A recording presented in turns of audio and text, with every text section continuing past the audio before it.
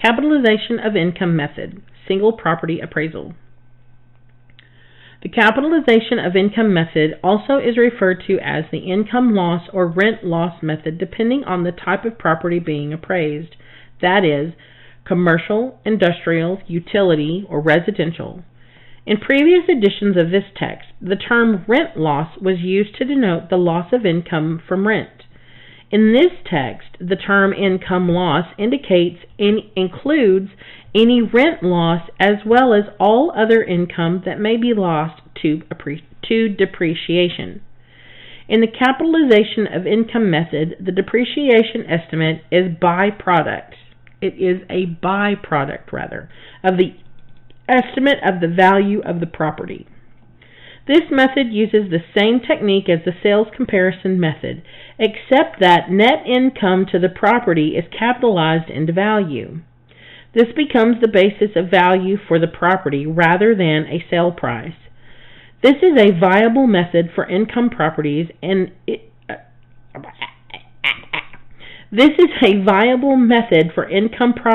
if good income data are available and there are limited sales.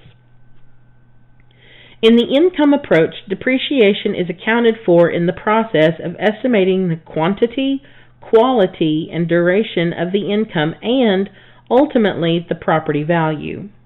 In the capitalization of income method, an estimate of depreciation may be calculated by capitalizing the net income of the subject property into an estimate of value and deducting the site value, net operating income divided by the overall capitalization rate, which looks like NOI divided by R, which is the capitalization rate. Yeah, which is equal to the value.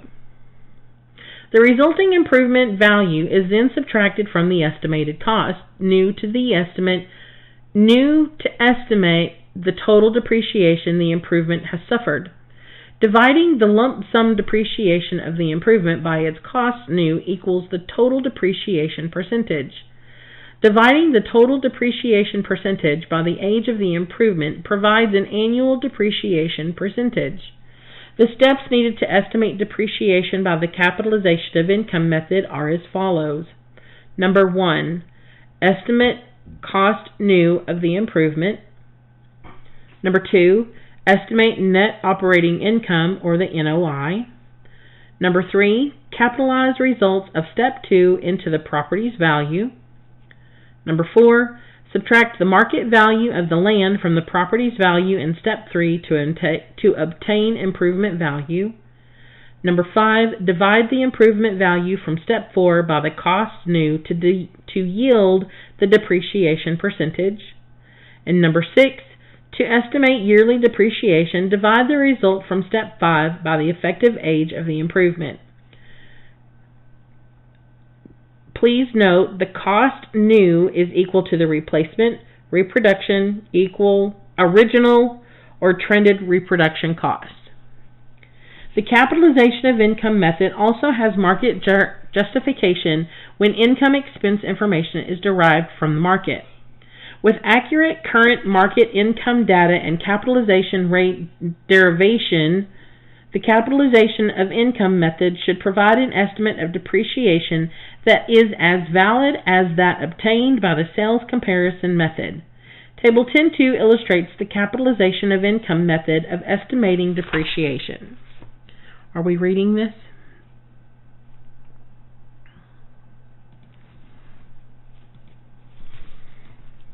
The table? Mm-hmm. Yeah.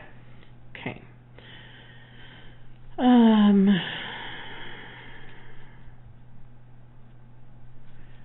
Table 10.2. Estimate of depreciation by capitalization of income method. Cost new, $8 million. Gross annual income, $768,000.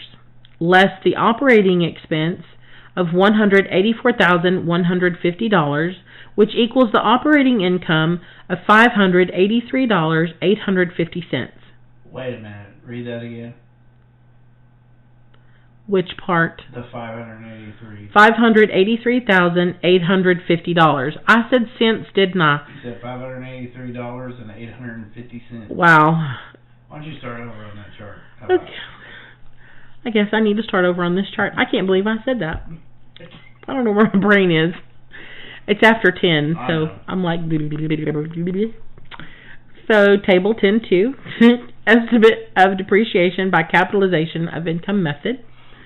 The cost new is $8 million. Read all my commas correctly. Gross annual income is $768,000, less the operating expense of $184,150 equals the operating income of $583,850. Overall rate, 10%. Indicated property value, $583,850 divided by that 10% equals $5,838,500 less the site value of $2,335,400 equals the improvement value of $3,503,100. Your depreciation is the $8 million minus $8 million cost new. $8 million cost new minus $3,503,100, which is the improvement value. So that $8 million minus the $3,503,100 is $4,496,900. So your lump sum depreciation percent is the $4,496,900 divided by the $8 million is 56.21%. So the annual depreciation is the 56.21% divided by 25, which is the effective age, to give annual depreciation of 2.25%. The cost new is equal to replacement, reproduction, original, or trended reproduction cost. Age and life relationships of depreciation. Physical life is the total period a building lasts or is expected to last, rather than its economic life. An improvement's economic life may or may not coincide with its physical life, which is the length of time it could physically exist if allowed to remain standing. More improvements are torn down in still usable condition than fall down from deterioration. Economic life is the total number of years during which the improvements on the site land contribute to total property value. Economic life is equal to effective age plus remaining economic life and is sometimes referred to as total economic life. Useful life is the period of time over which the components of the improvement may reasonably be expected to perform the functions for which they were designed. When a structure no longer can be used, it ceases to serve any profitable purpose. At that point, the value of the site is no higher with the improvement than it would be without the improvement. In fact, in some cases, the existence of a structure may make a site less valuable because the cost of demolition and removal of the structure must be taken into account. Effective age is the age of property based on the amount of observed deterioration and obsolescence it has sustained. Effective age may be different from chronological age, typical age of structures equivalent to the one in question with respect to condition and utility as of the appraisal date, or it may be less than, greater than, or equal to actual age depending upon design, quality, workmanship, materials used, maintenance, and so on. Effective age plus remaining economic life equals total economic life. An improvement's effective age reflects the quality of its construction and the degree of maintenance it has received. Any improvement suffers some physical defect eventually, whether from the elements or from the way in which it is used. Those defects have a greater effect on improvements that were poorly constructed. If necessary, maintenance and repairs are neglected. The process of deterioration is enhanced and the physical life of the structure is shortened. On the other hand, well-constructed and well-maintained improvements benefit from a prolonged physical life. Remaining economic life is the estimated number of years remaining during which the improvements continue to contribute to total property value.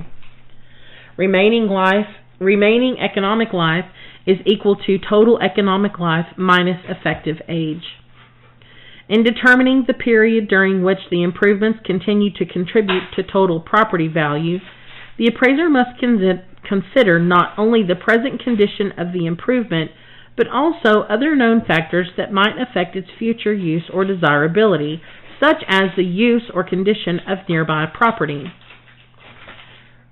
Residential subdivisions that are adjacent to high-traffic shopping centers may suffer from fumes, noise, congestion, and traffic ingress and egress.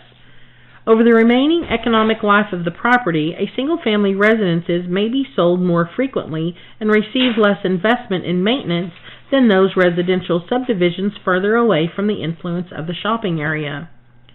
Actual age is the amount of time that has passed between the construction of an improvement and the date of the appraisal. Also known as historical or chronological age, it is a fact or objective figure. The 5 methods of measuring depreciation consider the above-mentioned age-life relationships either directly or indirectly. These relationships relate to the total improvement as well as to the improvement's various components. Depreciation accumulates over the life of the improvement or component. Theoretically, the improvement or component has no value at the end of its life. For example, the appraiser has determined the typical life expectancy of the subject single-family residence is 60 years. Theoretically, when the residence is 60 years old, it has reached the end of its life expectancy and no longer has a value due to being fully depreciated that can be added to the site land value. A single-family residence may have components that go through this cycle several times during the 60-year typical life. Some examples are heating and air conditioning units, shingles, water heaters, and flooring. These examples typically have life experiences much shorter than 60 years and need to be replaced several times. The preceding definitions of depreciation and time are illustrated in Figure 10.2. Figure 10.2, Age-Life Depreciation Relationships.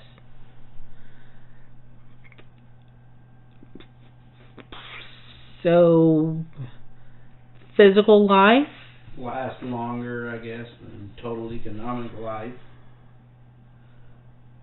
And total economic life is effective age plus remaining economic life.